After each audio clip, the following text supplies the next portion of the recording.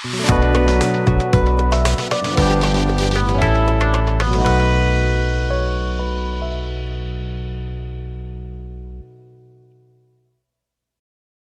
हिंद दोस्तों, विद्यापीठ study point के परिवार में आप सबका स्वागत है। आइए हम इस वीडियो में जो कवर करने वाले हैं ये बिहार दरोगा का प्रैक्टिस सेट नंबर 13 होगा। इससे पहले हम 12 टेस्ट कंप्लीट कर चुके हैं, तो इसको नहीं कवर किए तो आप जाकर के प्लेलिस्ट में उसको भी कवर कर लीजिए। साथ ही इसका पीडीएफ आपको टेलीग्राम पे उपलब्ध है, तो वहाँ से जाकर के पहले आपको टेस्ट देना है और उसके बाद यहाँ के सोल्यूशन बनाना है। देखिए 1-2 दिन वीडियो नहीं आ पाया था, जिसके कारण क्या है, जो मेरा सिस्टम में जो कुछ प्रॉब्लम आ गया था, ठीक है, जिसके कारण जो है रिकॉर्डिंग नहीं हो पा रहा था, इसीलिए जो है वीडियो हम नहीं डाल सके थे। तो अब जो है रेगुलर वीडियो आएगा। आपका ये सेट नंबर 13 है, इसको कवर कर लेते हैं। यदि चैनल पर नए हैं तो प्लीज़ चैनल को सब्सक्राइब करिए, बगल में बेल आइकन होगा उसको दबाइए ताकि जो भी वीडियो हम डालें उसका नोटिफिकेशन आपको मिल सके। तो देखिए पहला क्वेश्चन जो कह रहा है, इसमें पहला क्वेश्चन कह रहा है भारत में कृषि के संबंध में सबसे उपयुक्त कथन अंकित करें। देखिए भारत में जो है कृषि के संबंध में आपको कौन सा कथन इसमें सही दिया है उसको जो है आपको सही जो है जानना है। कह रहा है प्रत्येक नए वर्ष में पिछले वर्ष की तुलना में जो है 2.5 कृषि उत्पादन में वृद्धि होती है, ये गलत दे रखा है। जब से योजनाएं प्रारंभ हुई है कृषि उत्पादन किसी वर्ष भी नहीं घटा है, ये भी गलत है क्योंकि घटा है बार बार। योजनाबद्ध विकास के परिणाम स्वरूप कृषि में जो है समन्वित एवं संतुलन विकास हो रहा है, ये यहाँ पे सही है, ठीक है। तो यहाँ पे इसका आंसर जो है सी हो जाएगा। भारत एक क्या है, कृषि प्रधान देश है तथा यहाँ का देखिएगा तो लगभग आबादी जो है 52% से लेकर के 54% जो जनसंख्या है वो किस पे निर्भर है, कृषि पर निर्भर है। कृषि क्षेत्र के विकास के लिए भारत सरकार द्वारा पहली पंचवर्षीय योजना में ही कृषि पर जो है विशेष ध्यान दिया गया था। कृषि के विकास के लिए देखिएगा तो वर्ष 1967 में हरित क्रांति की शुरुआत की गई, जिससे कृषि उत्पादन में क्या है काफ़ी वृद्धि हुआ तथा कृषि से जो है समन्वित और संतुलन विकास जो है आज भी हो रहा है। किसके कारण, तो ये हरित क्रांति कारण। और हरित क्रांति में सबसे ज़्यादा फायदा जो हुआ था ये गेहूँ को हुआ था। किसको हुआ था, गेहूँ को हुआ था, ठीक है। और कहता है न किसी को लाभ और न किसी को हानि, तो कौन सा फसल को हुआ, तो दलहन फसल को न तो हानि हुआ और न ही जो है आपको लाभ हुआ, ठीक है। तो हम यहाँ पे आंसर जो एक का हो जाएगा सी हो जाएगा। 2 नंबर क्वेश्चन का है निम्नलिखित में से कौन सी देश के व्यवसायिक संरचना के निर्धारण कारक है। तो यहाँ पे बताना है कौन सी देश की जो व्यवसायिक संरचना का निर्धारण कारण हो जाएगा। तो यहाँ पे देखिए कह रहा है उत्पादन शक्तियों का विकास, सही है। तकनीकी तथा श्रम के क्षेत्र में विशिष्टीकरण, ये भी सही है। प्राकृतिक संसाधनों की उपलब्धता, ये भी सही है। और प्रति व्यक्ति आय का स्तर, यहाँ पे ये भी सही है। तो यहाँ पे आंसर जो हो जाएगा ये सभी हो जाएगा, डी हो जाएगा। 3 नंबर क्वेश्चन कह रहा है 8 मूल उद्योग के सूचकांक जो है इंडेक्स ऑफ 8 कोर इंडस्ट्री में निम्नलिखित में से किसको सर्वाधिक महत्व दिया गया है। तो सबसे ज़्यादा महत्व जो दिया गया है ये विद्युत उत्पादन को, किसको दिया गया है, विद्युत उत्पादन को सबसे ज़्यादा महत्व दिया गया है, ठीक है। तो ये चीज़ आपको जानना है। इन 8 मूल उद्योगों में देखिएगा तो विद्युत, इस्पात, रिफाइनरी उत्पादन जो है क्रूड ऑयल, कोयला, सीमेंट, प्राकृतिक गैस और उर्वरक को जो है शामिल किया गया है। और इसमें भी सबसे ज़्यादा जो बल दिया गया है ये विद्युत उत्पादन पर दिया गया है। तो यहाँ पे आंसर बी हो जाएगा। 4 नंबर क्वेश्चन कर है जो पद्धति करेंसी प्रणाली पर आधारित हो जिसमें मुद्रा की प्रत्येक इकाई के पीछे जो है 200 करोड़ रुपये का कोष रखा जाता है और कागजी मुद्रा स्वर्ण या चांदी में परिवर्तनशील होती है, उसे हम कहते हैं, तो उसे क्या कहते हैं। तो यहाँ पे इसका आंसर जो हो जाएगा, देखिए जहाँ पे दे रखा है 4 का डी आंसर दे रखा है, उपयुक्त में से कोई नहीं होगा। उसे न्यूनतम कोष प्रणाली कहते हैं, नहीं होगा। यहाँ पे कह रहा है उसे कोषागार विपत्ति प्रणाली भी कहते हैं, नहीं कहते हैं। उसे साधारण निधि प्रणाली कहते हैं, ये भी नहीं कहते हैं। तो यहाँ पे आंसर हो जाएगा उपयुक्त में से कोई नहीं। तो यहाँ पे इसका आंसर डी हो जाएगा। नेक्स्ट कर है 5 नंबर क्वेश्चन निम्नलिखित कथनों पर विचार कीजिए, ठीक है। और देखिए 5 नंबर का जो आंसर दे रखा है यहाँ पे बी दे रखा है केवल 2, यानी कह रहा है पहला भारत का जनसंख्या घनत्व विश्व के औसत जनसंख्या घनत्व से लगभग 5 गुना अधिक है, जो कि गलत दे रखा है। कह रहा है वर्ष 1901 से लेकर 1911 तक अवधि की भारत के जनसंख्या घनत्व में 5 गुना की वृद्धि हुआ है, ये यहाँ पे सही है। इसका आंसर जो है बी हो जाएगा। 6 नंबर क्वेश्चन कर है किस प्रकार के पिरामिड द्वारा विभिन्न पारिस्थितिकी तंत्रों की उत्पादन का जो बोध होता है। तो यहाँ पे 6 का जो आंसर हो जाएगा यहाँ पे ऊर्जा पिरामिड, क्या हो जाएगा, ऊर्जा पिरामिड हो जाएगा। पारिस्थितिकी तंत्रों की उत्पादन या विभिन्न पोषण स्तरों के जीवों द्वारा प्रयोग में लाए गए ऊर्जा के संपूर्ण परिमाण है जो कि पिरामिड कहलाता है, उसे ही ऊर्जा का पिरामिड भी कहते हैं। यहाँ पे इसका आंसर बी हो जाएगा, सी हो जाएगा। 7वां क्वेश्चन कह रहा है दो पारिस्थितिकी तंत्रों के मध्य के संक्रमण क्षेत्र को कहते हैं। तो दो पारिस्थितिकी तंत्र के मध्य जो संक्रमण क्षेत्र होता है उसे कहा जाता है, उसे क्या कहते हैं, उसे कहते हैं इकोटोन। क्या कहते हैं, इकोटोन कहा जाता है। नेक्स्ट 8वां क्वेश्चन देखिए कह रहा है ग्रामीण क्षेत्रों में सामान्य रूप से उपलब्ध कराने के लिए छोटे शहर पनपते हैं। तो ग्रामीण क्षेत्रों में समान रूप से उपलब्ध कराने के लिए जो छोटे शहर पनपते हैं उसे कहा जाता है बाजार की सुविधा। क्या कहा जाता है, बाजार की सुविधा। यहाँ पे इसका आंसर ए हो जाएगा। देखिए इसी तरह से जो है बिहार का जो अभी हाल ही में द्वितीय संस्करण का इटोरिया की तरफ से बुक आया है, कुछ जो है एमसीक्यू फॉर्मेट में, इसमें 45 सेट दे रखा है, ठीक है, और 1 से 5 सेट जो है कंप्लीट करके इसका वीडियो अपलोड कर दिए हैं, तो आप जा करके उसको भी कवर कर सकते हैं। नेक्स्ट 9वां क्वेश्चन कह रहा है इंपीरियल कैडेट कॉर्पस की स्थापना किसने की थी। तो इंपीरियल कैडेट कॉर्पस की जो स्थापना है ये किसके द्वारा किया गया था, तो ये किया गया था आपको लॉर्ड कर्जन के द्वारा। किसके द्वारा, लॉर्ड कर्जन के द्वारा। वर्ष 1904 में देखिएगा तो नवंबर माह में इंपीरियल कैडेट कॉर्प्स की स्थापना लॉर्ड कर्जन के द्वारा किया गया। 17 से 20 वर्ष के चयनित युवाओं को साम्राज्य के कैडेट एवं उसकी शिक्षाओं के लिए विभिन्न शहरों के मुख्य कॉलेज की स्थापना की गई थी। ये कॉलेज में देखिएगा तो एक हो जाएगा राजकोट में, लाहौर में, इंदौर में, अजमेर आदि शहरों में जो है इसकी स्थापना किया गया था। 10वां क्वेश्चन कह रहा है कर्नल वायली की हत्या के आरोप में किसे मृत्युदंड जो है दिया गया था। तो कर्नल वायली की हत्या किया गया था ये मदन लाल ढींगरा के द्वारा। किसके द्वारा, मदन लाल ढींगरा के द्वारा। कर्नल वायली भारतीय सेना का जो है अवकाश प्राप्त अधिकारी था जो लंदन में रहता था। वह जो है वहाँ भारतीय छात्रों की जासूसी करता था और 20वीं सदी के प्रथम दशक में देखिएगा तो भारतीय क्रांतिकारियों का केंद्र जो है लंदन था, जहाँ पर छात्रों के रहने के लिए जो है इंडिया हाउस की स्थापना जो है श्याम कृष्ण जी वर्मा द्वारा किया गया था। मदन लाल इंडिया हाउस और अभिनव भारत के सदस्य थे। मदन लाल ने कर्नल वायली को 1 जुलाई 1909 को गोली मार दी, जिसके कुछ दिन के बाद ही उनको जो है मृत्यु हो गया, ठीक है, या मृत्यु जो फांसी पर दे दिया गया था। यह ब्रिटेन में किसी भारतीय द्वारा पहली घटना थी। मदन लाल को 17 अगस्त 1909 को जो है फांसी दे दिया गया। मदन लाल को उनकी इच्छा के विपरीत अंग्रेजों ने जो है दफनाया था। तो यहाँ पर इसका आंसर जो है ए हो जाएगा। 11वां क्वेश्चन कर रहा है भारतीय उच्चायुक्त के पद का जो है किस अधिनियम से सृजित हुआ था। तो भारतीय उच्चायुक्त के पद जो है किस अधिनियम के तहत सृजित किया गया था, तो ये हो जाएगा भारत सरकार अधिनियम 1919 के तहत, जिसे क्या कहा गया, मॉन्टेग्यू चेम्सफोर्ड अधिनियम के नाम से भी जाना गया। तो यहाँ पर इसका आंसर बी हो जाएगा।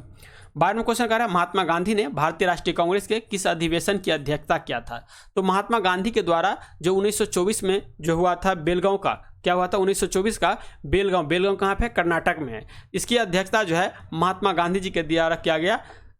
यहाँ पे इसका आंसर जो है बी हो जाएगा, ठीक है, क्या हो जाएगा, बी हो जाएगा, जो कि बेलगांव में किए थे 1924 में। मात्र एक ही अधिवेशन की अध्यक्षता किए थे महात्मा गांधी जी के द्वारा। तो यहाँ पे आंसर आपको लगाना है बी। नेक्स्ट 13वां क्वेश्चन कह रहा है इनमें से कौन कैबिनेट मिशन के सदस्य नहीं थे। तो कैबिनेट मिशन के सदस्य में कौन कौन थे। तो कैबिनेट मिशन के सदस्य में देखिएगा तो यहाँ पे पैथिंग लॉरेंस था, स्टेफोर्ड क्रिप्स था और एबी अलेक्जेंडर था। लेकिन इसमें बेबल नहीं था, क्योंकि बेबल जो है बाद में बेबल प्लान आता है, बेबल यहाँ पर नहीं होगा, बी हो जाएगा, ठीक है। देखिए कैबिनेट मिशन ब्रिटेन के प्रधानमंत्री क्लीमेंट एटली जो थे, ये क्लीमेंट एटली कौन पार्टी से थे, तो ये याद रखिएगा एक लेबर पार्टी से थे, के द्वारा जो है 1946 में भारत भेजा गया था। इस मिशन का मुख्य उद्देश्य जो था भारतीय नेताओं के साथ मिलकर यह विश्वास दिलाना कि सरकार संवैधानिक मामले का अविलंब जो है समझौता करने हेतु उत्सुक है। मार्च 1946 में कैबिनेट मिशन के 3 सदस्य जो थे लॉथिंग पेरिस जो हो गए, लॉर्ड पैथिंग लॉरेंस जो है भारत के सचिव थे, और बोर्ड ऑफ टुडे के प्रमुख जो थे सर स्टेफोर्ड क्रिप्स थे, एवं नौसेना का जो मंत्री था उसका नाम था अलेक्जेंडर नाम था। भारत आए थे। कैबिनेट मिशन की अध्यक्षता जो है पैथिक लॉरेंस जो है इसका कर रहे थे। कौन कर रहे थे, पैथिक लॉरेंस जो है कैबिनेट मिशन के अध्यक्ष बने हुए थे। 14वां क्वेश्चन कर रहा है नाउ और नेवर पेम्पलेट किसने लिखा था। तो नाउ और नेवर जो है ये पेम्पलेट जारी किया गया था रहमत अली के द्वारा। किसके द्वारा, रहमत अली के द्वारा। यहाँ पे सी हो जाएगा। अरे सती को गैर कानूनी किसने घोषित किया था। तो सती प्रथा को गैर कानूनी जो है ये विलियम बेंटिक के द्वारा किया गया था। किसके द्वारा, विलियम बेंटिक के द्वारा जो है ये घोषित किया गया था, ठीक है। भारतीय समाज सुधारक का जो थे कौन, संस्थापक राजा राम मोहन राय ने इस दिशा में जो है सर्वप्रथम कदम उठाया। उन्होंने जो है समाज में फैली जो है कुरीतियों के जड़ से समाप्त करने का निश्चय किया। इस काल में तत्कालीन गवर्नर जो है जनरल विलियम बेंटिक का उन्हें जो है पूरा सहयोग मिला। अंततः देखिएगा तो वर्ष 1828 में वैधानिक प्रक्रिया द्वारा सती जैसी अन्य जघन्य जो प्रथा था उसको गैर कानूनी घोषित कर दिया। तो यहाँ पे बी हो जाएगा। 16वां क्वेश्चन कर रहा है पंजाब भूमि हस्तांतरण अधिनियम कब पारित किया गया था? तो पंजाब भूमि हस्तांतरण अधिनियम जो है ये आपको पारित किया गया था 1900 में। कब किया गया था? वर्ष 1900 में किया गया था। यहाँ पे इसका आंसर जो है सी हो जाएगा। उस समय में जो वायसराय कौन था? तो उस समय में लॉर्ड कर्जन वायसराय था। कौन था? लॉर्ड कर्जन वायसराय था। नेक्स्ट देखिए 57वां क्वेश्चन का है राज्य विभाग की स्थापना किसकी अध्यक्षता में की गई थी? तो राज्य विभाग की स्थापना जो है ये सरदार वल्लभ भाई पटेल की अध्यक्षता में किया गया था। 27 जून 1947 को अंतरिम सरकार में एक अलग नेटिव स्टेट की स्थापना की गई। इस राज्य विभाग का प्रमुख जो बने थे ये सरदार वल्लभ भाई पटेल को बनाया गया था। सरदार वल्लभ भाई पटेल ने देशी रियासत को एकीकरण में जो है महत्वपूर्ण भूमिका निभाया। राज्यों की शक्ति को सशक्त करने के उद्देश्य से राज्य विभाग का पृथक गठन जो है ये सरदार वल्लभ भाई पटेल जी के द्वारा किया गया था। 58वां क्वेश्चन कर रहा है कपड़े साफ करने में प्रयोग होने वाले डिटर्जेंट कौन से हैं? तो कपड़ा का साफ करने में जो हम डिटर्जेंट का प्रयोग करते हैं इसका नाम है सल्फोनेट। क्या हो जाएगा? 18 का सल्फोनेट हो जाएगा। देखिए कपड़े के साफ करने में सल्फोनेट का प्रयोग किया जाता है। रासायनिक तौर पर जो अपमार्जक लंबी श्रृंखला वाले बसीय अम्ल के एल्कीन सल्फेट या सल्फोनेट या अमोनिया लवण होते हैं। यहाँ पे इसका आंसर डी हो जाएगा।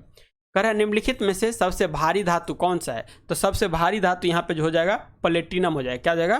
प्लेटिनम हो जाएगा। यहाँ पे इसका आंसर जो आपको लगाना है डी। लेकिन यदि पूछे सबसे भारी धातु कौन सी है तो इसमें प्लेटिनियम दे रखा है, लेकिन आपको जानना है सबसे भारी धातु जो होता है ये होता है ओसियम। क्या होता है? ओसियम। और सबसे हल्की धातु पूछे तो सबसे हल्की जो हो जाएगा लिथियम। लिथियम। ठीक है, तो ये भी याद रखना है आपको। 20वां क्वेश्चन का है सोडा वाटर की बोतल खोलने पर निकलने वाली गैस कौन सी है? तो सोडा वाटर जो गैस उसको में से निकलता है तो उसमें जो गैस भरा जाता है, कोई भी ऐसे देखिएगा जैसे हम लोग पेप्सी पीते हैं तो पेप्सी में भी कौन सा गैस भरा जाता है? तो कार्बन डाइऑक्साइड भरा जाता है। ठीक है, जो ये गैस के रूप में कार्बन डाइऑक्साइड भरा जाता है। तो यहाँ पे इसका आंसर ए हो जाएगा। नाइट्रोजन जो है हमारे वायुमंडल में सबसे ज़्यादा गैस जो है कौन सा है? नाइट्रोजन है। हाइड्रोजन के जलने पर कौन सी गैस निकलता है? हाइड्रोजन को जला देंगे तो उससे पानी निकलेगा। ठीक है, वाटर निकलेगा। नेक्स्ट 21वां क्वेश्चन का है किस केंद्रीय मंत्रालय ने उन्नत भारत अभियान का दूसरा संस्करण लॉन्च किया है? तो उन्नत भारत अभियान का दूसरा जो संस्करण है ये किसके द्वारा जो है लॉन्च किया गया है? तो ये लॉन्च किया गया है आपका मानव संसाधन एवं विकास मंत्रालय द्वारा। किसके द्वारा? मानव संसाधन एवं विकास मंत्रालय द्वारा। तो सी हो जाएगा।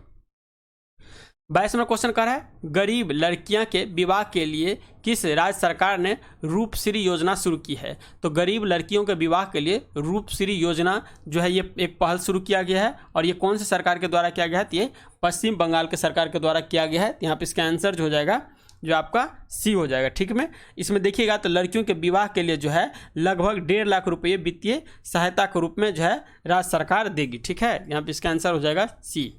23वां क्वेश्चन कर रहा है सिंधु घाटी सभ्यता की सबसे महत्वपूर्ण विशेषता क्या थी? तो सिंधु घाटी सभ्यता जो थी इसकी सबसे महत्वपूर्ण विशेषता यहाँ पर देखिए तो कह रहा है पूजा स्थल था, लेकिन ज़्यादा महत्वपूर्ण नहीं था क्योंकि वहाँ पे मंदिर नहीं था। कला वास्तुकला भी नहीं कह सकते हैं, लेकिन पकी हुई ईंट की बनी हुई इमारत ये जो है सबसे प्रमुख विशेषता थी। तो यहाँ पे इसका आंसर जो है ए हो जाएगा। ठीक है, नगरों को नियोजित ढंग से जो है बसाया गया था। प्राप्त अवशेषों से ज्ञात होता है कि सिंधु घाटी सभ्यता में इमारतों का निर्माण पक्की ईंट से किया जाता था। लोग प्राकृतिक पूजा करते थे, प्राकृतिक की जो है पूजा करते थे। ठीक है, इसीलिए पूजा स्थल का अवशेष प्राप्त नहीं हुआ है। पूजा स्थल का अवशेष जो है यहाँ से प्राप्त नहीं हुआ है क्योंकि लोग जो है प्राकृतिक को यहाँ पे पूजा करते थे। ठीक है, कह रहा है कला और वास्तुकला का उन्नत विकास भी वहाँ पे नहीं हुआ था। ठीक, इसीलिए तो नहीं हुआ था क्योंकि वहाँ का इसीलिए साक्ष्य अभी तक पढ़ा भी नहीं गया है। ठीक है, इसीलिए जो है आद्य ऐतिहासिक काल जो है कहा जाता है सिंधु घाटी सभ्यता को। कह रहा है मेगास्थनीज दूत था।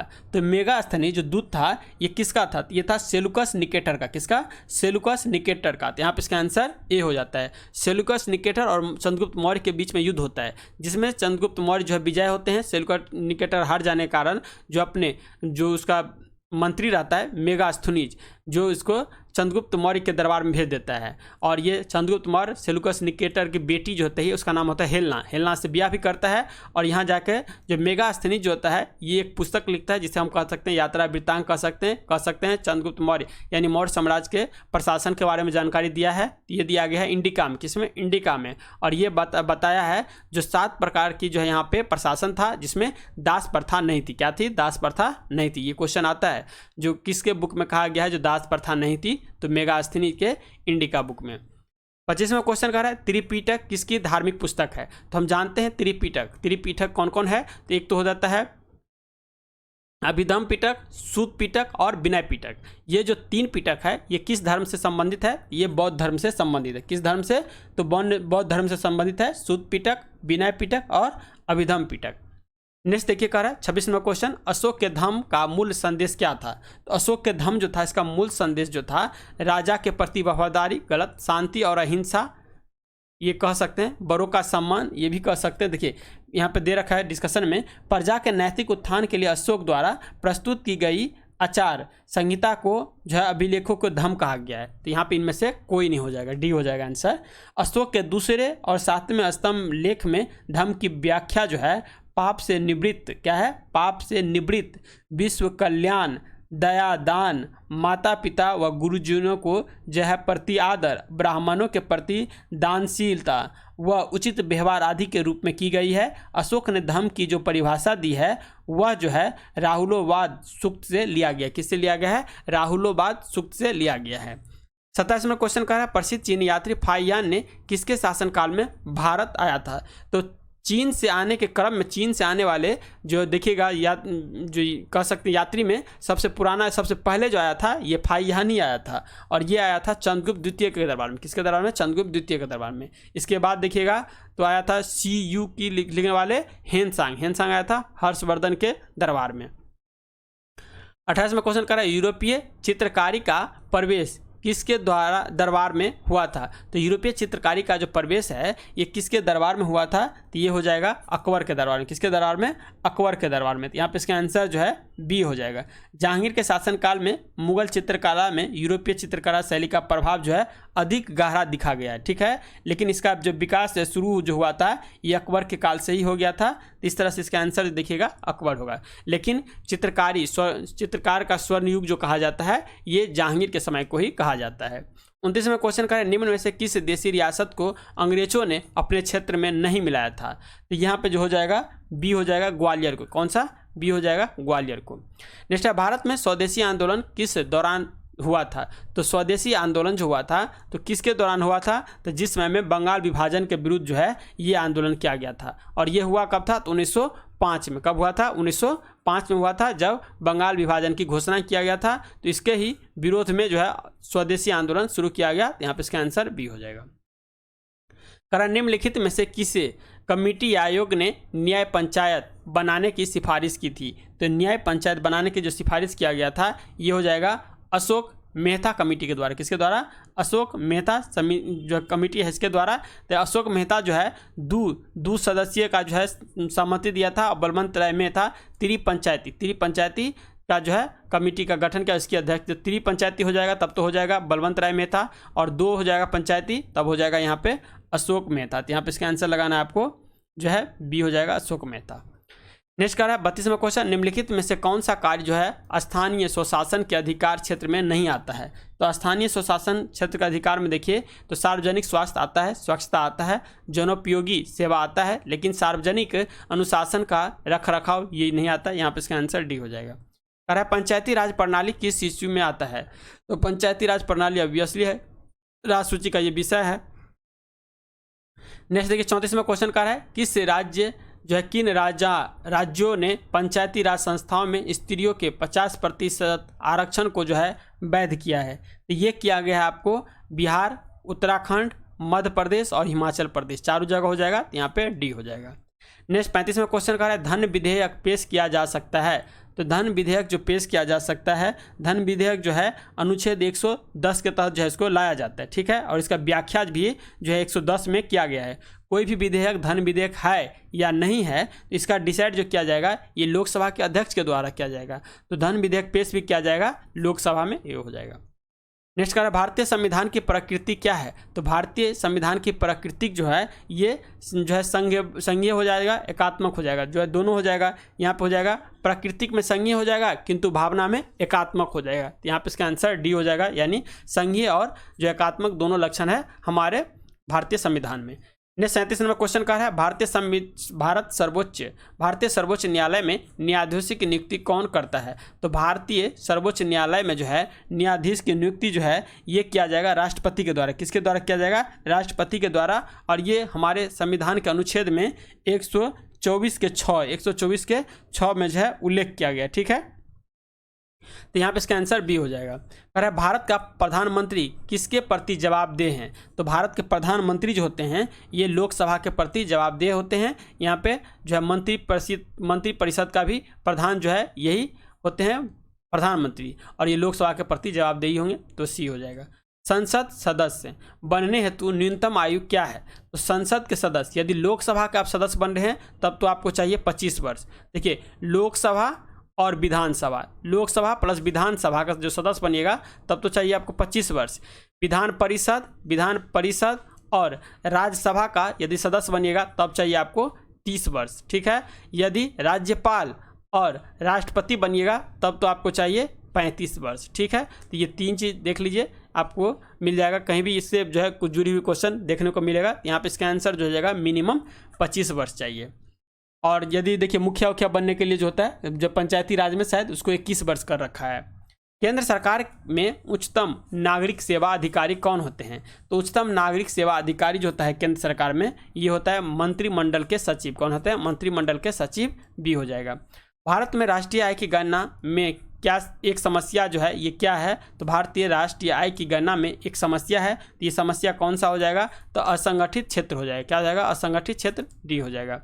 42वें क्वेश्चन का है भारत में कृषि पुनर्वृत्ति प्रदान करने के लिए एक शिखर स्तर के बैंक का नाम है। इस बैंक का नाम जो है कृषि तथा ग्रामीण विकास बैंक। क्या नाम है? जिसे हम नाबार्ड भी कहते हैं। क्या कहते हैं? नाबार्ड भी कहते हैं। ये पूछता है नाबार्ड की स्थापना कब हुआ था। तो नाबार्ड की स्थापना जो है 6ठी पंचवर्षीय, कभी कभी पूछेगा कौन सी पंचवर्षीय योजना में, और ये डेट पूछेगा तो इसका डेट याद रखिएगा 12 जुलाई 1982 में। और ये भी पूछता है ये कौन सी पंचवर्षीय इस समय चल रहा था। इस समय में 6ठी पंचवर्षीय योजना जो है चल रही थी। तो यहाँ पे आंसर जो हो जाएगा कृषि तथा ग्रामीण विकास राष्ट्रीय बैंक, जिसे हम नाबार्ड भी कहते हैं। नेक्स्ट 43वां क्वेश्चन का है 14वें वित्त आयोग के अनुसार विभाजन योग्य शुद्ध केंद्रीय राजस्व कर में राज्यों का प्रतिशत भाग जो है ये कितना प्रतिशत है। तो ये हो जाएगा 42%। कितना प्रतिशत? 42%। 44वां क्वेश्चन का है भारत में कृषि क्षेत्र में प्रत्यक्ष विदेशी निवेश इक्विटी जो है प्रवाह इक्विटी प्रवाह उच्चतम है। तो ये किस क्षेत्र में हो जाएगा? तो यहाँ पर क्षेत्र जो देखिएगा 44 का तो है सेवा क्षेत्र हो जाएगा। ठीक है, यहाँ पे इसका आंसर डी हो जाएगा। 45वां क्वेश्चन का है भारत में सीमांत कृषि भूमि जोत का आकार है। भारत में सीमांत कृषि जोत भूमि का जो आकार है ये यहाँ पे हो जाएगा आपका 1 हेक्टेयर से कम हो जाएगा। कितना हो जाएगा? 1 हेक्टेयर से कम हो जाएगा। इसी तरह से देखिए लघु किसान की कृषि जोत का आकार जो देखिएगा 1 से लेकर 2 हेक्टेयर के मध्य होता है। कितना होता है? ये लघु हो गया। ठीक है, और ये सीमांत हो गया। तो सीमांत हो जाएगा 1 हेक्टेयर से कम, और देखिएगा तो लघु किसान कृषि जोत का आकार जो हो जाएगा वो हो जाएगा 1 से लेकर के 2 हेक्टेयर के मध्य में हो जाएगा। तो यहाँ पे इसका आंसर जो आपको लगाना है डी लगाना है। नेक्स्ट 46वां क्वेश्चन का है वैश्वीकरण में सम्मिलित नहीं है। तो वैश्वीकरण में जो सम्मिलित नहीं है तो यहाँ पे 46 का जो आंसर हो जाएगा देखिए कह रहा है आयात शुल्क में कमी। ये तो सम्मिलित है। क्या हो जाएगा? आयात शुल्क में जो सम्मिलित ये हो जाएगा। आयात लाइसेंसिंग का उन्मूलन। क्या हो जाएगा? आयात लाइसेंसिंग का उन्मूलन, ये भी सम्मिलित है। इसके बाद कह रहा है प्रत्यक्ष विदेशी निवेश का उन्मुक्त प्रवाह, ये भी हो जाएगा। नेक्स्ट डी में कह रहा है सार्वजनिक क्षेत्र की इक्विटी का विनिवेश। तो यानी यहाँ पे ये नहीं है, तो यहाँ पे इसका आंसर डी हो जाएगा। नेक्स्ट देखिए कह रहा है क्वेश्चन भारत में अर्थशोधन निवारण अधिनियम कब से लागू किया गया। तो अर्थशोधन निवारण अधिनियम जो है भारत में ये कब से लागू किया गया था। तो ये हो जाएगा वर्ष 2005 से। कब हो जाएगा? वर्ष 2005 से। तो डी हो जाएगा। 48वां क्वेश्चन का है शब्द संक्षिप्त में ट्रिम्स। क्या नाम है? ट्रिम्स के क्या बनता है। तो ट्रिम्स से जो बनता है यहाँ पे 48 का ट्रिम्स का जो हो जाएगा इसका व्यापार संबंधी निवेश उपाय। क्या हो जाएगा? व्यापार संबंधी निवेश जो है उपाय हो जाएगा। सी हो जाएगा। कह रहा है गुल्लक बच्चा बैंक, क्या है गुल्लक बच्चा बैंक कहाँ पे है, तो ये हो जाएगा पटना में स्थित है, यहाँ पे बी हो जाएगा। ठीक है, इसका नाम है गुल्लक बच्चा बैंक है। ठीक है, इसे जो है किलकारी नाम से भी जाना जाता है। यह बैंक बच्चा को पढ़ाने के उद्देश्य से खोला गया है। यह बच्चों के बचत की आदत, पैसों के सही उपयोग एवं उचित प्रबंधन को प्रोत्साहन करेगा। किलकारी में जो है नामांकन बच्चे गुल्लक के सदस्य बन सकते हैं तथा मात्र 10 से 1 खाता खोला जा सकता है। वित्तीय वर्ष के अंत में जमा राशि का गुल्लक द्वारा 6% वार्षिक ब्याज के रूप में भी दिया जाएगा। नेक्स्ट 50वां क्वेश्चन कह रहा है भारत के किस राज्य में कपास का औसतन उत्पादन सर्वाधिक होता है, तो ये हो जाएगा, देखिए सबसे ज़्यादा कपास का आंध्र प्रदेश में होता है, डी हो जाएगा।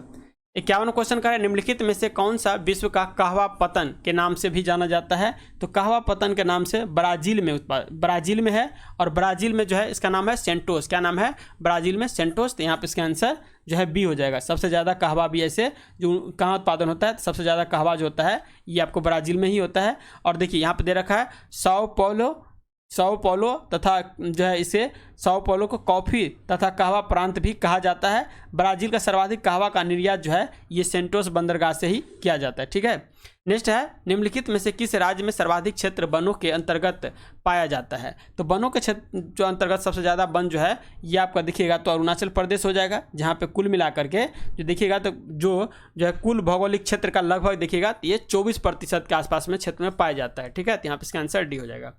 53वां क्वेश्चन का निम्नलिखित में से कौन सी मिट्टी नदियां द्वारा निर्मित होती है, तो यहाँ पे आंसर जो हो जाएगा जलोढ़ मिट्टी, सी हो जाएगा। नदियां के द्वारा जो है जब मिट्टी जो ला के छोड़ दिया जाता है तो उस मिट्टी को नवीन जलोढ़ मिट्टी कहते हैं। और जो मिट्टी जो है बहुत पुराना हो जाता है, नदी अपना रास्ता मोड़ लेता है और ये बाद में इधर टर्न ले लेता है तो ये मिट्टी पुराना मिट्टी हो जाता है, जिसको हम बांगर कहते हैं। और जो जलोढ़ मिट्टी नई मिट्टी होती है उसको हम खादर मिट्टी कहते हैं। काली मिट्टी को रेगुर मिट्टी, कपासी मिट्टी, चेरनोजा मिट्टी के नाम से भी जानते हैं। भारत के कुल विद्युत उत्पादन में जल विद्युत का योगदान कितना है, तो हम जानते हैं सबसे ज़्यादा हमारे देश में विद्युत के क्षेत्र में सबसे ज़्यादा जो विद्युत क्षेत्र उत्पादन होता है ये तापीय विद्युत होता है। किससे होता है? तापीय विद्युत से होता है। लेकिन भारत में देखिएगा तो जल विद्युत का योगदान जो है आपको लगभग 22% के आसपास है। यहाँ पर इसका आंसर डी हो जाएगा। 55वां क्वेश्चन का है भारत के जनसंख्या अध्ययन में कौन सी जनगणना वर्ष डेमोग्राफी डिवाइड के नाम से भी जाना जाता है, यानी जनगणना वार्षिक विभाजन के नाम से जो जाना जाता है ये जाना जाता है 1921 को। किसको? 1921 को। और यदि पूछे लघु विभाजन तो लघु विभाजन हो जाएगा 1951 को। ठीक है, लघु विभाजन 1951 को। और ऐसे वार्षिक जो है ग्रेड विभाजन कर सकते हैं, बड़ा विभाजन कर सकते हैं तो 1921 को। 56वां क्वेश्चन कर है तमिलनाडु में सर्वाधिक सूती वस्त्र के कारखाने कहाँ पाए जाते हैं, तो ये पाया जाता है बी देखिएगा तो कोयम्बटूर में। तो यहाँ पे इसका आंसर बी हो जाएगा। निम्नलिखित में से भारत का कौन सा राज्य रबर के उत्पादन में अग्रणी है, तो रबर के उत्पादन में अग्रणी हो जाएगा केरल हो जाएगा। राजस्थान राज्य की खेतरी बेल्ट किसके लिए जो है प्रसिद्ध है, तो खेतरी जानते हैं सबसे ज़्यादा खेतरी में तांबा होता है, तांबा के लिए ये प्रसिद्ध है खेतरी। यहाँ पे इसका आंसर जो हो जाएगा जो है 58 का ए हो जाएगा। ठीक है, तांबा खनन के लिए ये प्रसिद्ध है। ये एक ब्लैंक पेज आ गया है। नेक्स्ट देखिए 59वां क्वेश्चन का है त्रिवेणी नहर किस नदी पर निर्मित है, तो त्रिवेणी नहर जो देखिएगा तो ये आपको गंडक नदी से पानी लेती है। किस नदी से? गंडक नदी से पानी लेती है। इसका आंसर सी हो जाएगा। कैमूर पठार किसके लिए प्रसिद्ध है, तो कैमूर पठार जो हो जाएगा ये हो जाएगा आपका जो है चूना पत्थर के लिए। किसके लिए? चूना पत्थर के लिए। कर है गुप्त काल में मृत्तिका द्वारा निर्मित मूर्तियों कहाँ से प्राप्त हुई है, तो मृत्तिका द्वारा निर्मित मूर्तियां जो है ये प्राप्त हुआ है एक देखिए यहाँ पे हो जाएगा ये बरेली से भी, वाराणसी से भी और गोंडा बहराइच से भी। यहाँ पे इसका आंसर डी हो जाएगा, यानी सभी जगह से प्राप्त हुआ है। नेक्स्ट कर है जब देखिए 2468 को 37 से विभाजित किया जाता है तो अवशिष्ट क्या बचेगा, तो यहाँ पे ये बचेगा 26 हो जाएगा। नेक्स्ट देखिए 63 नंबर क्वेश्चन मैथ सोल्व करिएगा तो इसका आंसर जो है 24/7 आ जाएगा। 64 नंबर क्वेश्चन का आप सोल्व करिएगा तो इसका आंसर 10 सेमी हो जाएगा। 65 नंबर आप क्वेश्चन सोल्व करिएगा तो इसका आंसर जो है 2025 आ जाएगा। उसी तरह से 66 सोल्व करिएगा मैथ का तो 5247 आ जाएगा। और 67 नंबर सोल्व करिएगा तो इसका आंसर जो है सी 7 हो जाएगा। फिर देखिए रीजनिंग का क्वेश्चन दे रखा है जो 68 नंबर, उसका जो सोल्व करिएगा तो इसका 155 आ जाएगा। फिर देखिए आकृति का आपको देखना है, यहाँ पे इतना रीजनिंग दे रखा है। दरोगा में आपको कुल मिला के 5 क्वेश्चन आया था, पिछला बार 5 से 6 क्वेश्चन आता है, उससे ज़्यादा आता नहीं है। तो आपको ज़्यादा जीके जीएस पे भी ध्यान देना है। ठीक है, इसका आंसर सी हो जाएगा। 70वां क्वेश्चन कह रहा है भारतीय संविधान के निम्नलिखित अनुच्छेदों में कौन से राज्य की विधानसभाओं के निर्वाचन का प्रावधान प्रस्तुत करता है। तो ये विधानसभा के निर्वाचन का प्रस्तुत जो करेगा ये कहा गया है अनुच्छेद 170 में। किसमें कहा गया? अनुच्छेद 170 में कहा गया है। 71वां क्वेश्चन कर रहा है 25 सितंबर 2014 को शुरू की गई दीनदयाल अंत्योदय योजना का संबंध किससे है। तो इसका संबंध देखिएगा तो ग्रामीण एवं शहरी क्षेत्रों में कौशल विकास से इस योजना का संबंध है, दीनदयाल अंत्योदय योजना। ठीक है। नेक्स्ट है 72वां क्वेश्चन माता टीला बहुउद्देशीय परियोजना किस राज्य में स्थित है। तो माता टीला बहुउद्देशीय परियोजना जो है ये बेतवा नदी पे है। किस पे है? बेतवा नदी पे है। और ये 2 राज्य को मिला करके जो इसका निर्माण किया गया है। इसमें एक राज्य तो हो जाता है उत्तर प्रदेश और दूसरा हो जाता है मध्य प्रदेश। उत्तर प्रदेश और मध्य प्रदेश हो जाता है। तो यहाँ पे इसका आंसर देखिए उत्तर प्रदेश लगाना है, ये लगाना है।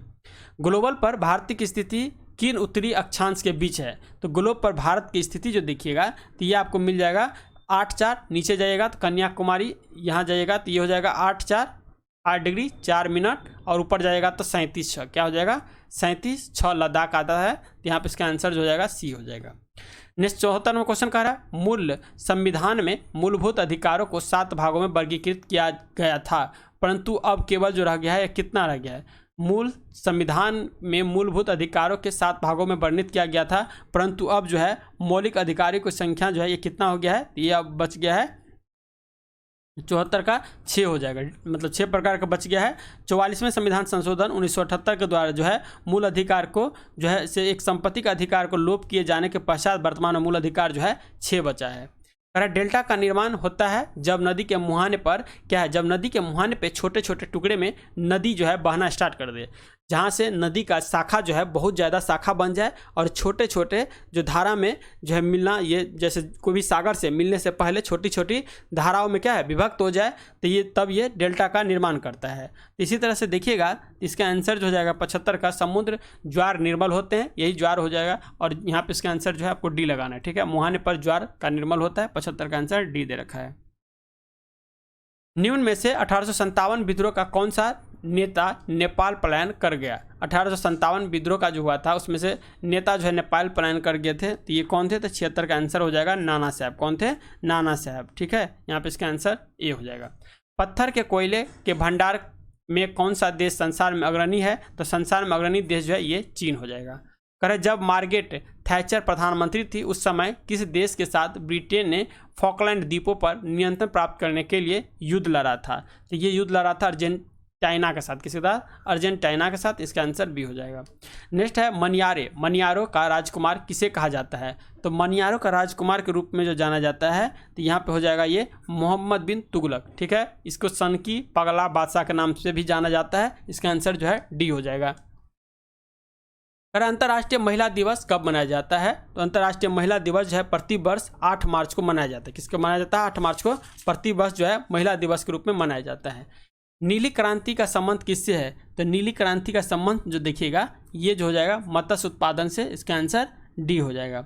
नेक्स्ट 82वां क्वेश्चन कह रहा है जो किस उच्च न्यायालय के न्यायाधीश की पेंशन प्रभावित की जाती है। तो किसी उच्च न्यायालय के न्यायाधीश की पेंशन जो है उसको प्रभावित किया जाता है। ये हो जाएगा भारत की संचित निधि को जो है प्रभावित करता है। यहाँ पे इसका आंसर डी हो जाएगा।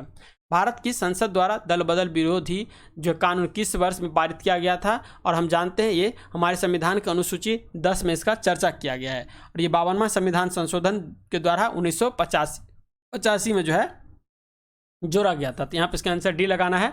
और 52वां संविधान संशोधन के द्वारा और अनुसूची 10 में, अनुसूची 10 में जो है इसको जोड़ा गया है। विद्युत ऊर्जा को यांत्रिक ऊर्जा में बदलने वाली युक्ति जो होते हैं ये क्या होता है। तो विद्युत ऊर्जा को यांत्रिक ऊर्जा में बदलेगा, ये बदलने का काम करेगा विद्युत मोटर। तो सी हो जाएगा। निम्नलिखित गैस मिश्रणों में से कौन सा गैस वेल्डिंग के लिए प्रयुक्त किया जाता है। तो गैस को वेल्डिंग जो करने के लिए प्रयुक्त किया जाता है उसमें ऑक्सीजन और एसिटिलीन क्या रहता है। ऑक्सीजन और एसिटिलीन को मिला करके जो है किसी भी वेल्डिंग में काम किया जाता है। बी हो जाएगा। कह रहा है गैसोहॉल। गैसोहॉल जो है किस किस चीज़ का मिश्रण गैसोहॉल होता है। तो ये एथिल एल्कोहल प्लस पेट्रोलियम। किसका? एथिल एल्कोहल प्लस पेट्रोल का जो है मिश्रण को गैसोहॉल के रूप में जानते हैं। 87वां क्वेश्चन है निम्न में से कौन सी प्रोटीन दूध में पाई जाती है। तो प्रोटीन दूध में जो पाई जाती है इसे नाम है केसिन प्रोटीन पाई जाती है। हीमोग्लोबिन नामक आयरन जो हमारे शरीर में खून में पाया जाता है।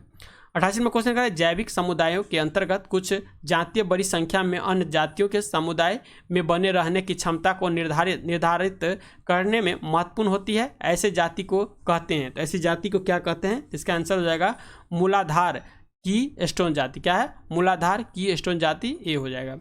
नेक्स्ट क्वेश्चन क्या है? कोलेस्ट्रॉल है। तो कोलेस्ट्रॉल जो होता है ये क्या होता है? एक तरह के देखिए जंतु वसा में उपस्थित वसीय एल्कोहल हो जाता है। यहाँ पे इसका आंसर कोलेस्ट्रॉल होता है। कोलेस्ट्रॉल के कारण ही जो हमारे नसों में ब्लॉकेज आ जाता है, जिसके कारण क्या होता है? हार्ट अटैक की बीमारी हो जाता है। 90वां क्वेश्चन है जब एक जीन 2 या 2 से अधिक भिन्न भिन्न लक्षणों को एक साथ नियंत्रित करता है, यह तथ्य कहलाता है। इस तथ्य को कहते हैं जो है बहुप्रभावितता। क्या कहते हैं? बहुप्रभावितता, बी हो जाएगा। 91वां क्वेश्चन का है निम्नलिखित प्राकृतिक तथ्यों पर विचार कीजिए। इसमें से आपको बताना है कौन सा प्राकृतिक तत्व है, इस पर विचार करना है। यहाँ पे देखिए एक हो जाएगा स्थलीय तापन, ये तो होगा। प्रकाश का परिवर्तन, ये भी कितना 91वां क्वेश्चन है, इसका आंसर ये नहीं होगा। इसके बाद प्रकाश का अपवर्तन होगा और प्रकाश का विवर्तन नहीं होगा। इस तरह से इसका आंसर जो है सी हो जाएगा। नेक्स्ट क्वेश्चन कह रहा है थायराइड हार्मोन की अधिकता से कौन सा रोग हो जाता है?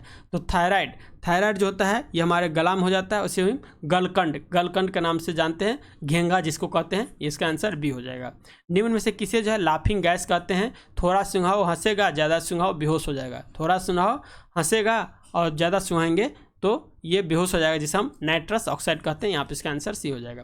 सूर्य से उत्सर्जन पराबैंगनी किरणों को पृथ्वी पर आने से रोकती है। तो पृथ्वी पर आने से रोकने का काम जो होता है, सप्ताह मंडल में एक परत पाया जाता है जिसको हम ओजोन परत कहते हैं। और इस ओजोन परत की मोटाई मापने के लिए जिस यंत्र का प्रयोग करते हैं उसका नाम है डॉप्सन। क्या नाम है? डॉप्सन। यहाँ पे इसका आंसर जो है ए हो जाएगा।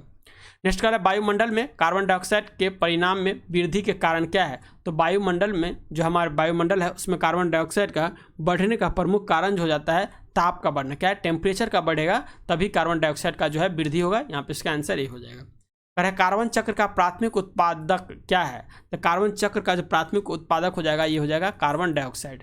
नेक्स्ट है बायोमास ऊर्जा प्राप्त की जा सकती है। बायोमास ऊर्जा का जो है प्राप्त की जा सकती है, तो ये क्या जाएगा जो है पौधे रोपण द्वारा, पेट्रो पौधों द्वारा, औद्योगिक एवं कृषि जैव भार के द्वारा, यानी उपयुक्त सभी हो जाएगा यहाँ पे। नेक्स्ट है सूची 1 को सूची 2 से मिलाइए। तो यहाँ पे देखिए सही सुमेलित जो करना है, राष्ट्रीय मत्स्य विकास बोर्ड, राष्ट्रीय मत्स्य विकास बोर्ड की स्थापना किया गया था 2006 में किया गया था। लघु किसान कृषि व्यापार संगठन, लघु किसान कृषि संगठन का जो स्थापना किया गया था 1994 को, क्या 1994 में। राष्ट्रीय कृषि विपणन संस्थान, तो इसका स्थापना जो किया गया था 1988 में। इसके बाद केंद्रीय प्राण जो है उद्यान प्राधिकरण जो हो जाएगा ये 1972 में। तो इस तरह से मिलेगा, तो इसका आंसर शायद जो है क्या हो जाएगा 3 4 2 1, इसका आंसर ये हो जाएगा। नेक्स्ट देखिए कर रहा है 99वां क्वेश्चन फिर से सूची 1 को सूची 2 से मिलाने के लिए दे रखा है। तो यहाँ पे देखिए कर रहा है सार्वजनिक क्षेत्र के उद्यमों के पुनर्निर्माता बोर्ड जो इसकी स्थापना दिसंबर 2004 में किया गया। तो 1 का 2 चल जाएगा। राष्ट्रीय निवेश कोष की स्थापना अक्टूबर 2007 में किया गया, 1 में चल जाएगा। और सूक्ष्म लघु एवं मध्य उद्योग के लिए 2012 में। तो यहाँ पर 99 का जो मिलाइएगा तो इसका आंसर सी हो जाएगा। नेक्स्ट कर रहा है कौन सी विधि गुणवत्ता नियंत्रण की परिधि में नहीं आती है? तो यहाँ पर जो नहीं आती है इसका आंसर जो हो जाएगा खुले बाजार की क्रियाएं, यानी नैतिक अनुनयन, प्रचार और प्रत्यक्ष कार्रवाई, ये तीनों तो आती है गुणांतन नियंत्रण परिधि में, जबकि खुले बाजार की क्रियाएं नहीं आती हैं। इस तरह से 100 क्वेश्चन का टेस्ट यहाँ पे कंप्लीट होता है। तो देखिए क्या है, अभी टेक्निकल थोड़ा इशू चल रहा है लैपटॉप में, इसीलिए थोड़ा बीच बीच में जो है थोड़ा बहुत जो आपको लैक दिखेगा वीडियो में, ठीक है। तो इसके लिए सॉरी, बाद बाकी हम सिस्टम सही कर रहे हैं, आप लोग को वीडियो डेली मिलेगा, ठीक है। चैनल को सब्सक्राइब करिए नहीं किए हैं तो, और प्लीज़ जो है चैनल को शेयर भी कीजिए दोस्तों से, ताकि और इसका सब्सक्राइबर बढ़े, ठीक है। तो मिलते हैं नेक्स्ट वीडियो, तब तक के लिए जय हिंद जय भारत।